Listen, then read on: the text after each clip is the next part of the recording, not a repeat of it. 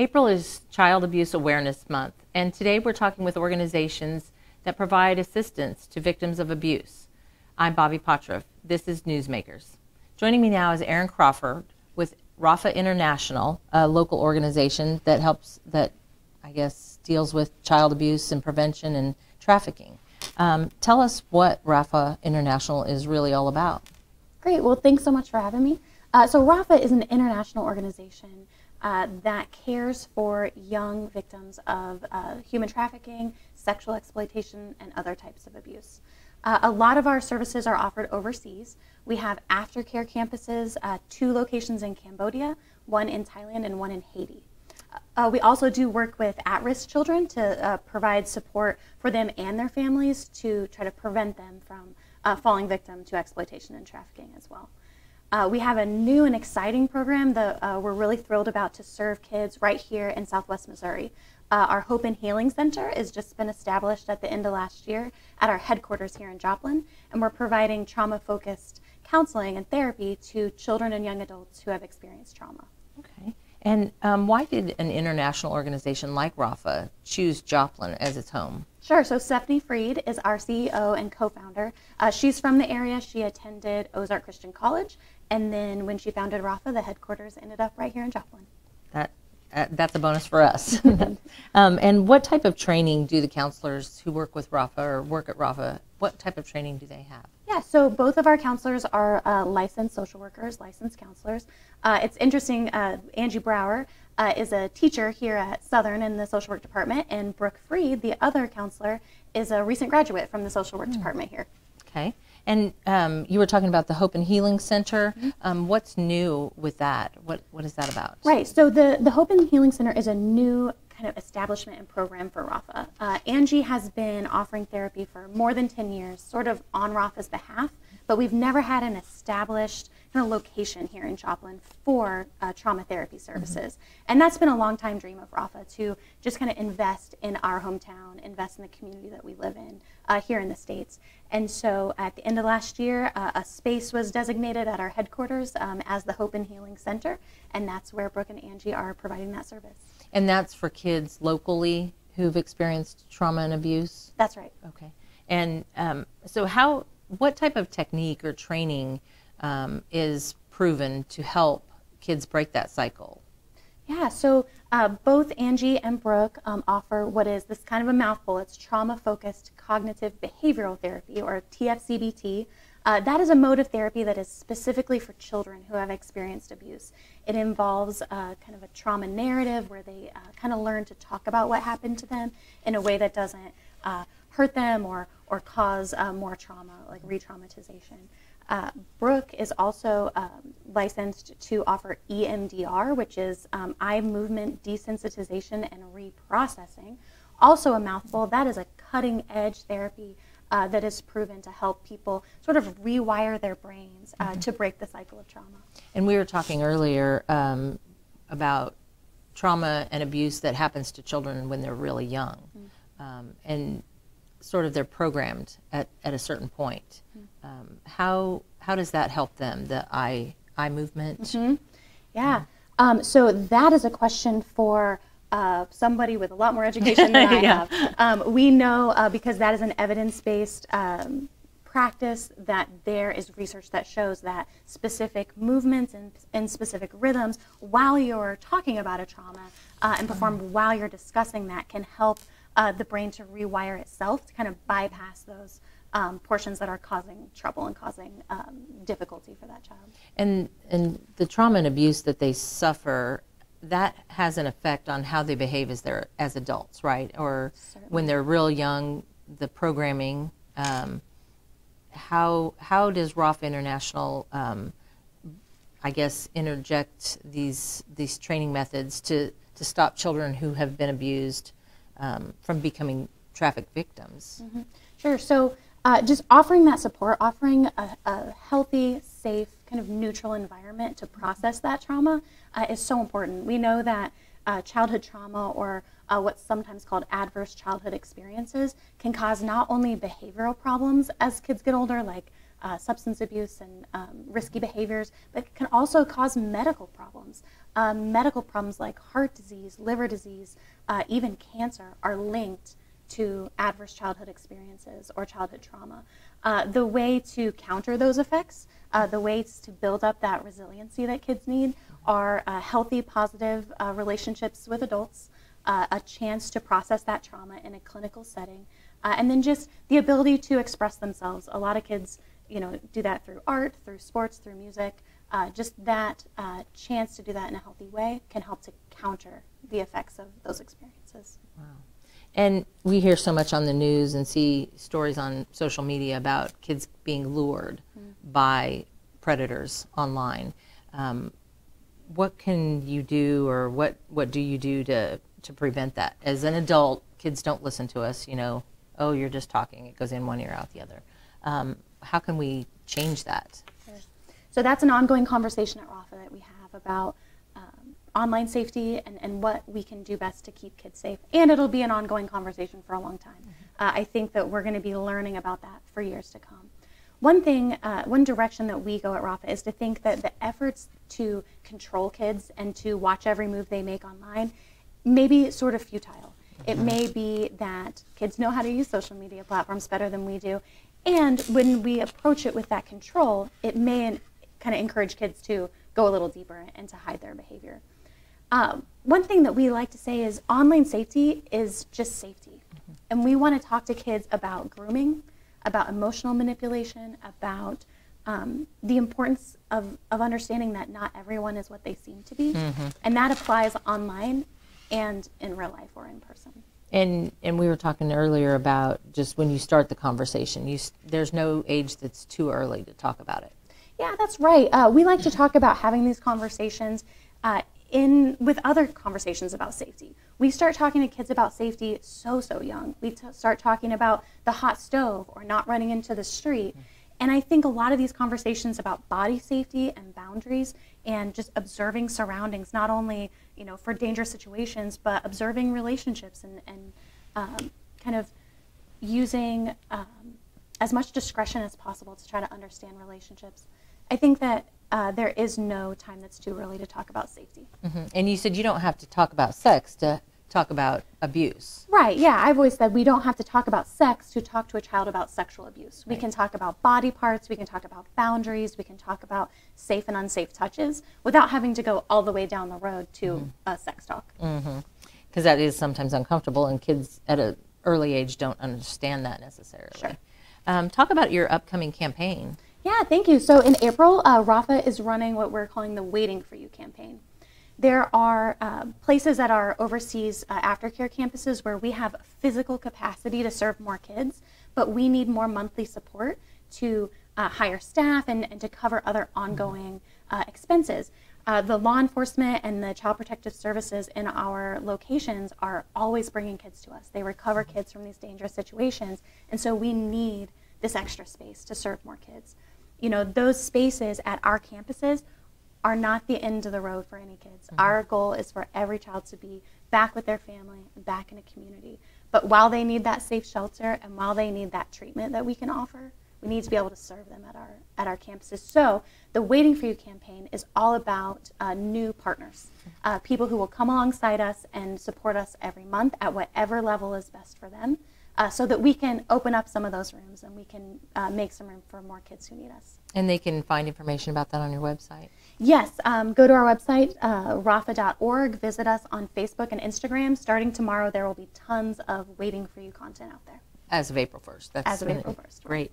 And we were talking also about how early childhood abuse, how that can affect a child when it comes to trafficking, because Rapha deals a lot with child trafficking. Talk about that. That's right. So there is a very, very strong correlation between trafficking and a history of child abuse, particularly child sexual abuse or sexual assault. We often describe kind of our scope as human trafficking and sexual exploitation, so that we can kind of start to blur those lines a little bit, because unfortunately for a lot of kids, those lines are blurred. A child who's a victim of commercial trafficking may also be experiencing sexual abuse in their family, may also be experiencing domestic or community violence, may also have experienced sexual assault at one time or another. And that's all a part of that complex trauma. Mm-hmm. We can't silo human trafficking all by itself, right, and not pay attention to these other very traumatic experiences mm-hmm. that these kids have had. And that comes along with self-esteem and self-worth issues too, that sometimes they don't get that from their family, and it creates this, mindset that they're not worth it, so why not do this? Certainly. So if a child is hurt in that way, and they do have a low self-esteem or a low self-worth, they're certainly going to be at much higher risk for trafficking. Well, thanks for joining us, Aryn. We really appreciate it.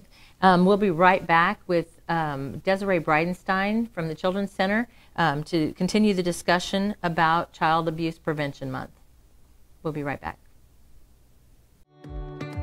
The Rapha Hope and Healing Center exists to walk alongside survivors of trauma, sexual exploitation, abuse, and trafficking. Serving both children and adults, it is our belief that every survivor has the potential to rise above circumstances they cannot control and enjoy a future free of the weight of those experiences. It is our privilege to support our clients through that process. We believe in quality training and services for our therapy staff. All of our therapists have extensive trauma training, including modalities like TFCBT, EMDR, and play therapy. We are ambassadors of hope and passionately advocate that no circumstance is beyond the scope of healing. We believe that bringing these resources to our community will promote healing, not only for the individuals we serve, but for our community as a whole.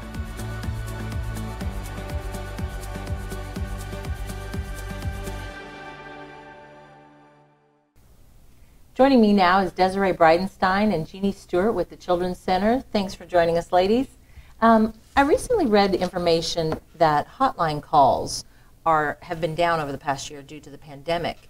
And while that might sound like a good thing, tell me why it's really not. Sure. Well, thanks for having us on today. I appreciate it.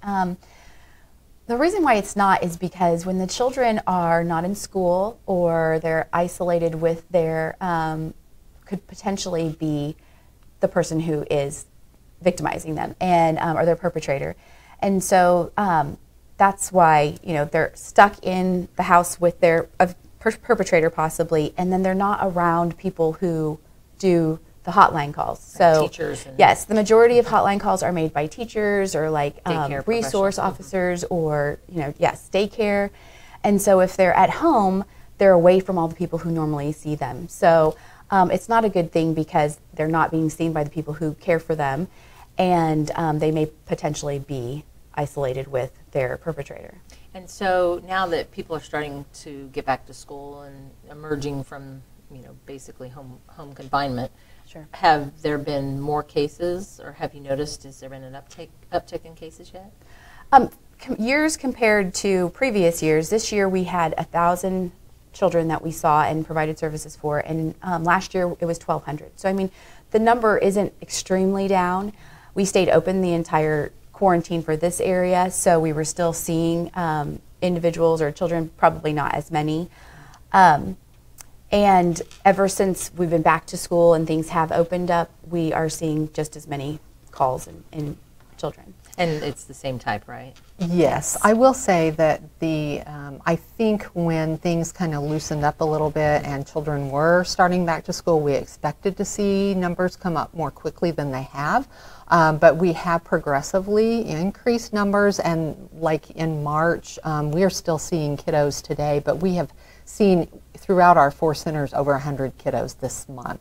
Wow. So definitely numbers are rising again. And do you see the kids only after they're referred by somebody, or how does that work? Yes.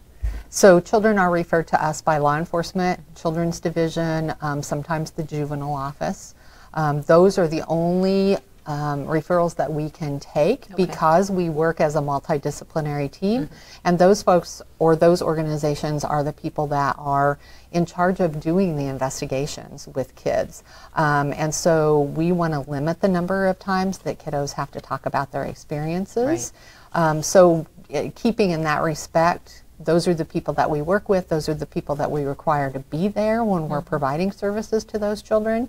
And so we can't take just self-referrals or referrals from community. Right. It needs to come through one of those agencies.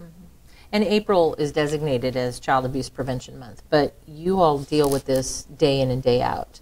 Yes. How emotionally taxing is it for you? That was the part I brought Jeannie for. It can be very emotionally taxing. You're right. I mean, we hear horrific stories from children on a daily basis, and sometimes that can be real difficult. I feel like our staff and the team of people that we work with that also deal with those same issues day in and day out really have become kind of like a family and are really supportive of each other. So there are many times that we just have to take a break after we've interviewed a child and just kind of process that with each other and talk about it. And then I think just personally, all of us deal with it differently. You know, it may be running, or it may be doing some kind of craft thing, or whatever their interest, but some kind of a hobby or some kind of an outlet that each of us have that we go home and do to deal with those things. Because you have to have that particular discipline in yourself not to allow it to, well, I mean, I guess it would affect you in some way, but to not affect your daily life outside of work. Absolutely. It's not something you can really take home with you, and that's really difficult for our newer employees. When we have people first start, it's really difficult not to take those things home with you. And you just have to somehow learn that there's a balance there. Right. And you have to leave some of it behind. You just have to leave it at work. And I would think that, you know, for me, I would think everybody's a perpetrator or a predator if I work like in an environment, because it could be anybody. Yes, and most of the time, 90% of the time, it's somebody that the child likes, loves, or lives with. So, I mean, it can be anybody. It's not stranger danger, as like, I mean, I feel like what we used learned. To be taught, yes. It's more the people that are close to us, and so. But I mean, I don't know if we think everybody's a perpetrator. Yeah, that's probably just me. I would think that, you know, that's why I said I would have a hard time being a teacher, because I would want to take all of the little kids home with me and protect them. And so does that kind of bleed into your world like that? I think it makes you definitely question different things. Like I mean, if you see something in a child, you know, we tell everybody, if you see something, say something. Right. So I know for myself, I haven't been with the center for very long, but for myself, like it has definitely led me to ask more questions. And, you know, I love kiddos anyways, but instead of just, you know, hi, it's like, how are you? What did you do today? Like, ask more specific questions, and just, you know, try to have a little better relationship with them so they can open up to you if they feel like they trust, need to. Yeah. And what are different ways? Well, you have the pinwheels here. Talk about the pinwheel campaign. So the Pinwheels for Prevention, this was started in 2008, and the pinwheels signify the happy childhood that every child should have, and unfortunately not all of them do have. And so we place the pinwheel gardens around the area and the community to show significance for child prevention and to be a reminder, physical reminder to adults to try to do what they can to create prevention for the children. And what other ways can people get involved or donate? Usually you have an annual fundraiser, a gala. Yes, we didn't have the gala this year. We did do an online auction. We have great sponsors and great community support, so we were able to meet our goals for that, and we were very excited about that. But in the future, I believe we hopefully will be going back to the gala and maybe inserting a couple more fundraisers. Other than that, like, you could go to our website. We do have a wish list. Those are things that are not funded through grants. So like a lot of times as a stressor for, or not a stressor, but to relieve some stress for the children, we'll provide them putty, or what is it? Play-Doh. Play-Doh. Yes. Right. Play-Doh, sorry. Play-Doh or fidget spinners, those kind of things that we can't pay for with grants. So we have those on our wish list. Snacks. You know, they come in, sometimes they're in there for hours, their family's there for hours, so we provide them snacks and drinks and those kind of things. And so we're always seeking those kind of donations. Okay. We really like to have that Play-Doh and those fidget spinners and things for kiddos during the forensic interview, because it gives them something to hold on to. You know, kind of something to do with their hands while they're talking, and it distracts them sometimes and really kind of helps them to be able to open up and talk a little bit better. Yeah, and we were talking, you said stranger danger, and that's what we learned. And I was talking with Aryn Crawford from Rapha International earlier, and what we should teach kids these days is it's not just about strangers. You know, when we were growing up, they were like, "Oh, give grandpa or uncle a kiss and a hug," and if the kids didn't, jump to and do it, then you're being. But now, now it's sort of like, well, I'm not going to force, my granddaughter to kiss and hug everybody before she leaves. And sure, and it's kind of hard, even as a parent. I've always felt like parenting, when it comes to that, it's a show of respect. You hug them or whatever, but it's all about consent, and you don't want to confuse them. And I totally understand that now, being engulfed in this more, that it is about consent.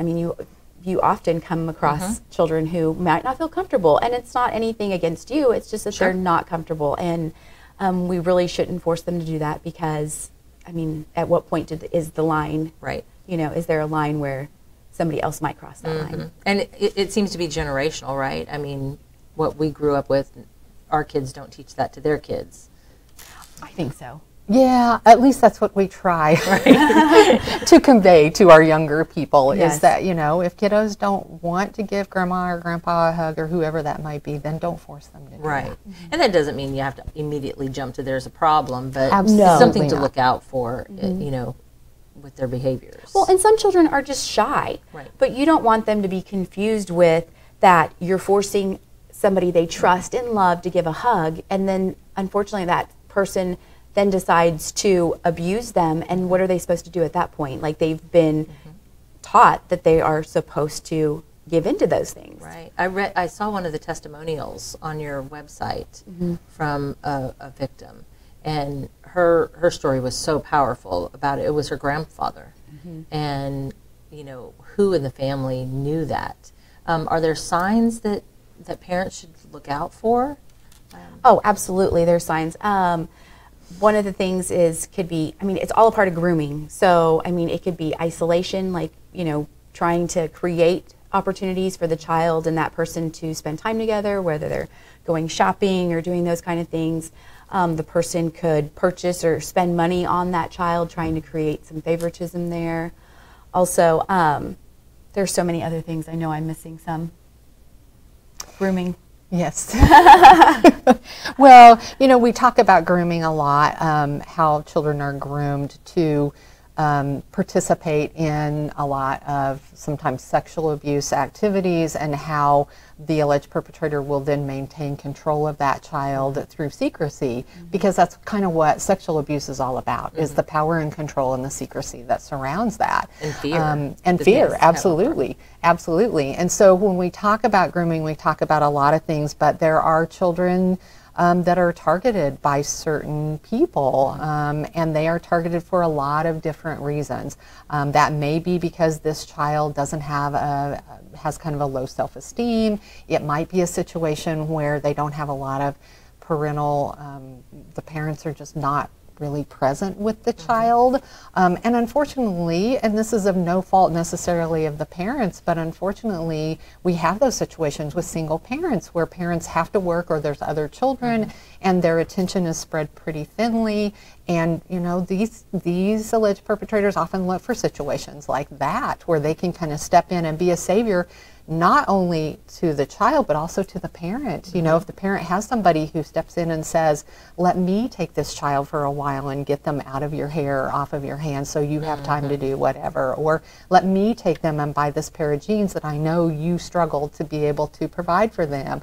And all of that is kind of intertwined in gaining trust with that child, gaining trust with the parent, and befriending that child, and really sometimes with teenagers being a confidant to that parent, to that child, because oftentimes teenagers may not see eye to eye with parents, and this is a person that comes in and is understanding of that and tries to relate to that child, and so it builds kind of a special bond with that child, and they do start isolating them, and then they start sexualizing that relationship. And it may start out with just talking about sexual things or showing them pictures or videos, and then kind of progress from there.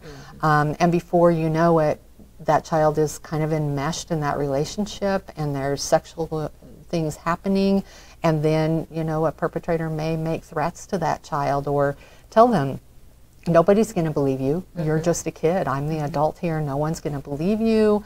Or they may threaten them with harm to their family or to them, or they may threaten them with, you know, this is your fault and what's going to happen. You're going to be taken away from your parents, or I'm going to go to jail. And again, with the alleged perpetrator often being someone that this child likes, loves, or lives with, that makes it really difficult at that point for them to tell. Right. And social media has probably made this problem even worse, luring the kids away. Yes, completely. Well, because they can pretend to be somebody they're not and create a relationship, and if the children don't understand the risks that they have of like saying where they live, or, you know, putting pictures online of like where schools they go to, or those kind of things, or sharing private information, those are creating connections with this child that, you know, the child has no understanding of what the risk is, and the perpetrator does the entire time. Right. And is there anything that we can teach as adults to our kids and grandkids, things that they should really not do, and break through that, oh, you're just a grown-up, you don't know what you're talking about? Barrier? I think it starts with body safety from the very beginning. Body safety, making sure that they have proper names. They're talking about proper names of their body parts, and then also in, you know, saying that anything that's under a swimming suit, that is yours. It's your private area.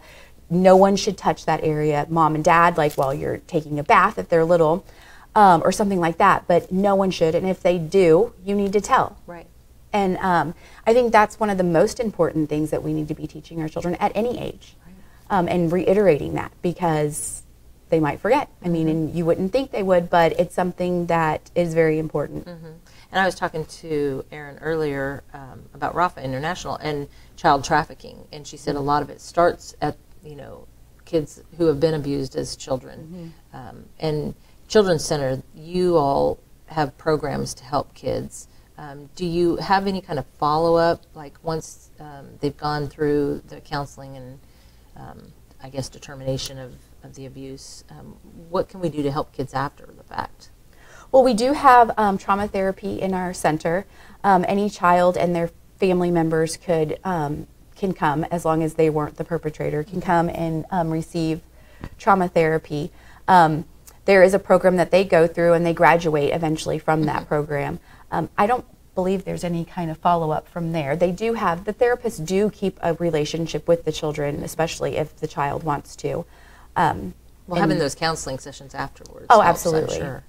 Yeah, we have child advocates that work with the family and the children too, and those folks can be involved for as long as that parent or that family needs or wants them to be. And so we're often involved with families from the beginning of the case through conclusion of the case, which may be, if criminal charges are filed, it may be up to 2 or 3 years, because sometimes it takes that long to get those cases through court.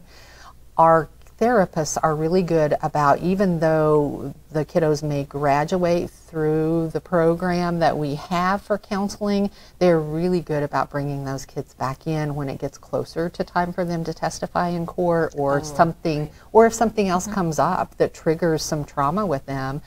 Parents often call and ask for kids to be seen again. So our therapists are really good about following back up with that. The whole package. Absolutely. And our child advocates are available to them at any time, even after we close a case. If a family's having some issues, they can always call us, and we can work with them to try to get meet whatever their needs may be. Well, that's good to know. Well, I'd like to thank you ladies for joining us. It's a really important subject, and not just for April, but year-round. Yes. And they can go to your website. It's childrens-center.org. Okay. Yep. We Great. have lots of resources there. Thank you so much. And I'd like to thank Desiree and Jeannie from the Children's Center and Aryn Crawford from Rapha International for joining us. This is Newsmakers on KGCS TV from the Ruth Colpin Studios here at Missouri Southern State University. I'm Bobbie Pottorff. We'll see you again soon.